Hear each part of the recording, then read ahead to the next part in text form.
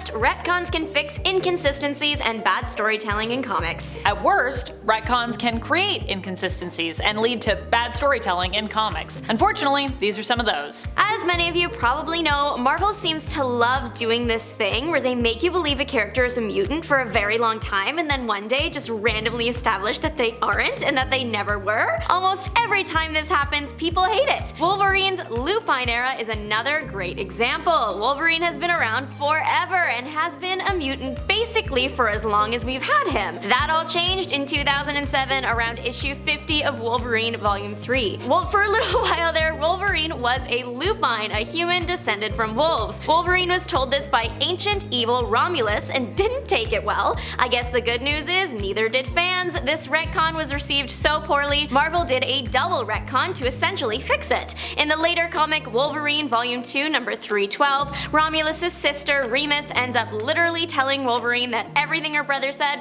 wasn't true and the lupine species was not actually real. Well, that takes care of that, I guess. Next up, chaos magic. What is it, and was it ever real? After we learned that Wanda was tied to Chthon, over time the magic she used was also tied to him and her connection to the demonic powerhouse as a god. As the god of chaos, one of the titles that Chthon claims to have, this magic type became known as chaos magic. But there was also the issue of Wanda's initial origin. Wanda was first introduced as the Scarlet Witch back in X-Men, where she was teamed up with the Brotherhood of Evil Mutants. She was an evil mutant who had an unpredictable hex-based power set, often bringing bad luck to her opponents whenever she used her abilities, though not as in control of them as we now know her to be. She usually couldn't pick exactly what would happen, she'd just hex people and something bad would happen. So, which was she? Was she mutant or was she magic? Or was she some combo of these two things? That's kind of what chaos magic was considered to be for a while, a sort of combo of those two things, until Avengers Disassembled, when it was then established by Doctor Strange that chaos magic was no longer real. In fact, according to Strange, it never had been real. This was the reason he couldn't help Wanda or the Avengers during Avengers Disassembled or House of M.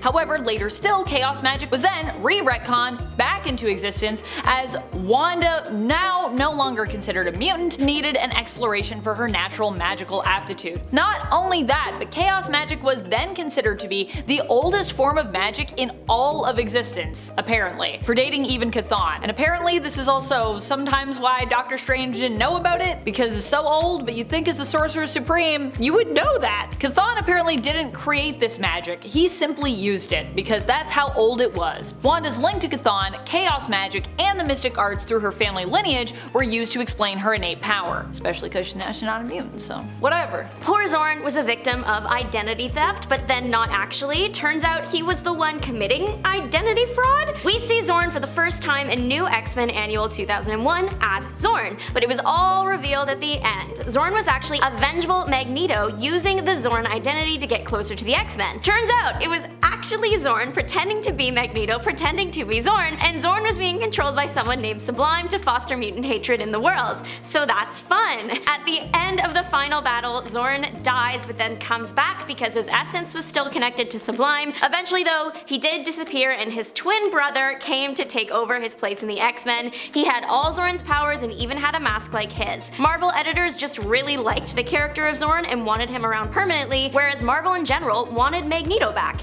It worked out well for everyone, well, except the storyline that Xorn originated in. Throughout it, there were hints everywhere that Xorn was actually Magneto, as that was always the intention. I guess they just mean nothing now. Speaking of weird characters that we thought we know who they were, but then it turned out maybe we didn't know. Did you know that Spider-Man has a sister? Yep, he does. Well, sort of. I actually don't mind Spider-Man having a secret sister in the comics, that's not what I'm upset about here, and that being a big reveal. But what I did not like about this one was the fact that it wasn't super consistent, kinda like Xorn. It was like Marvel was afraid to fully commit, so near the end of this adventure with his supposed sister Teresa, it's implied that she might not actually be a sister at all, and that her origins are as of yet unconfirmed in that regard. But either way, Peter still confirms that he considers her his family regardless. Keeping it ambiguous is not my favorite when it it comes to comic book family history, especially as someone that needs to keep track of that stuff. Franklin Richards, son to Mr. Fantastic and the Invisible Woman, has been having a bit of an identity crisis lately. First, he is a mutant and invited to Krakoa to be with the other mutants. Then he can't use the portal because he is not showing to be a mutant. Then we learn his dad, Mr. Fantastic, has made a device that masks his mutant gene, so eventually Franklin does end up on the island and he is a mutant again. But then, much later, after a big battle, he tries to come back, but he can't because he's not a mutant. It's hard enough to keep up with as a reader. Imagine that being your teenage years. Franklin is, or was, considered one of the strongest mutants ever, but if he uses his powers too much, it gets drained. Well, he did that, and his dad was trying to figure out what was wrong. When the X-Men extended Franklin's invite to the island, the Fantastics were thrilled, and they thought Franklin was too young to be leaving his family. There's a big fight in Washington Square between the Fantastic Four and X-Men over this kid, and it ends up being for nothing because he's not actually a mutant after all. Apparently, Franklin's powers were so strong that he unknowingly used them to make himself appear as a mutant, but when his powers are drained, he can't do that anymore, revealing his true nature. All that family and coworker drama and heartache for nothing. This has to be one of the weirdest retcons here. There are a lot of weird ones in relation to House of M that happen in retrospect and which would have changed the perspective entirely of this event, but this one really gives almost all of them a run for their money. Well, it's a tie between this one and one other one on our list, but I'm gonna talk about that one later. This one went down in Children's Crusade, where Billy finds his spiritual mother Wanda in Latveria, where Scarlet Witch claims that she is head over heels in love with Dr. Doom, and is even betrothed to marry him. What? Another interesting point Billy learns is that Wanda seems to be suffering from amnesia here. Turns out that this was all seemingly part of a plot of Doom's to steal Wanda's power. However, it is also implied that the two did really have feelings for each other, despite Doom's claims that it was all a fervent sham, and that Wanda means nothing to him. In his anger, he even claims that she is so worthless, she wasn't even the true cause of House of M, and that it all actually happened due to his own machinations. That's right, he marches in there saying House of M was all me, baby. Interesting. I generally write this one off as Doom just being frustrated at the result of his plan not going to plan, as we still have yet to see any proof of Victor's claim here, I believe, but it is possible that this was meant to be taken literally and it was a retcon that was intended to absolve Wanda of her guilt. But at the same time, it also would kind of make much of the event feel hollow because Wanda was pushed to her actions due to her own trauma and hurt at that time, so it makes sense that she's behind House of M. And while I'm not condoning what she did, it did make sense for her character to lash out like she did. Hence why Doom being behind it all really makes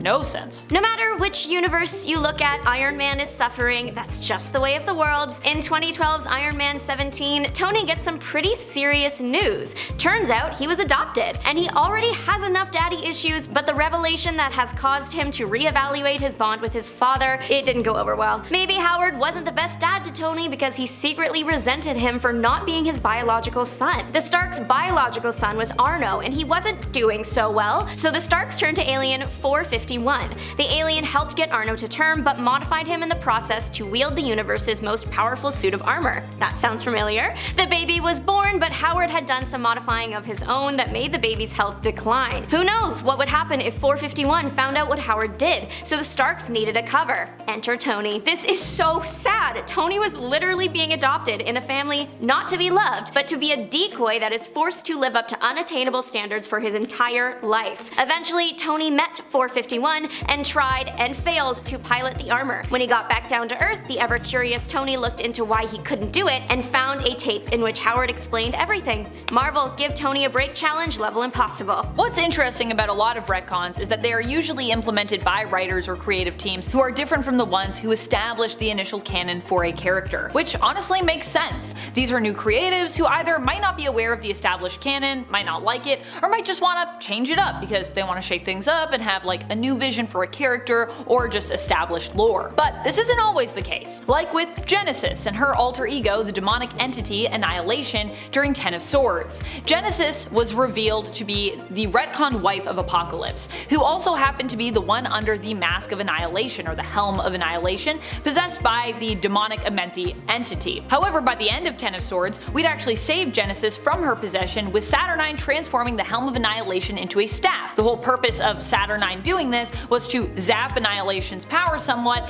making it easier for the wielder to dominate and control this power instead of Annihilation possessing the wielder. This way, Genesis and the Iraqi mutants would have complete control over the Amenthi army without being possessed. But apparently, this was not actually what happened. In X-Men Red, issue number 12, Genesis is once more under the influence of Annihilation. Again, even though we just did this a few years ago, who while unable to possess her, is considered to be more of a corrupting force now than ever before, apparently, in staff form. What's worse is this time Apocalypse also wasn't able to stop Genesis by defeating her in one-on-one combat, so Genesis seeks to conquer and invade Arakko. And Apocalypse, while warning and preparing Arakko, says that he's actually got to take a back seat for this one because he already lost in one-on-one combat, so therefore he can't fight again. Apparently that's a thing he does now. We are back with my favorite, Tony Stark. It's time for his villain era, literally. Turns out for a while there in the 90s, Tony was under the control of Kang the Conqueror. This all comes to light in Avengers The Crossing. We don't actually know how long Tony has been under someone's control, but he's been deteriorating the lives of the Avengers for a while, causing financial instability and even going so far as offing people close to his teammates. It's definitely not a look we want to see for the Avenger. When he gets discovered by the other Avengers, there is of course a battle, but Iron Man is hard to beat. What do the Avengers do? They travel back in time and they get another Tony. Teenage Tony inspires evil Tony to become good again, and evil Tony sacrifices himself to save the day, becoming a hero again. This retcon already messed with Tony's character, but now it means that Tony is just really young for a while, until it's eventually, thankfully, fixed when all the Avengers died and then were revived by someone we have already seen, Mr. Franklin Richards, but specifically the version of him that Franklin knew best, meaning older Tony, but he's a good guy again. Most fans dislike this retcon for what it did to Iron Man, but it was also just confusing. Later on, Kang even confirmed that he was just trying to create confusion. Mission accomplished, dude. Speaking of things that are confusing, especially in the modern light of day, this is the retcon that is tied for worst in the wake of the House of M aftermath. If you know me, you can guess what I'm about to say next. Say it with me. Scarlet Witch and Quicksilver are no longer mutants. What? Why? And how? Yes, because of the MCU, and because the High Evolutionary is basically a major creep who likes to experiment on mutant younglings. I don't know. This retcon took place during the Axis event, which I have honestly mixed feelings about. The event, not the retcon. While there are parts of Axis that I like, this is decidedly one of the parts that makes me question if it might actually be the worst event ever, because that is how much this retcon bothers me. It's not so much about losing Quicksilver and Scarlet Witch from the mutant group, although that does sting quite a bit, but it's about how this retcon made years of established family drama pointless. Scarlet Witch and Quicksilver were proven as not being mutants when we learned they weren't actually Magneto's kids after Wanda attempted to put a curse on her direct family. While Pietro was affected by this, Magneto was not. The good news is that during the Krakoan era, Magneto firmly established that he still thought of the twins, Wanda especially, as his children, even though they weren't actually his kids by birth. They would always be considered a part of the Maximoff family tree. It's a nice gesture, but I still desperately want this retcon to be undone. Please, Marvel, please answer my pleas. Thank you so much for watching. Don't forget to like, subscribe, and leave your mark on the comment section down below. Stay nerdy, YouTube. Bye! Bye!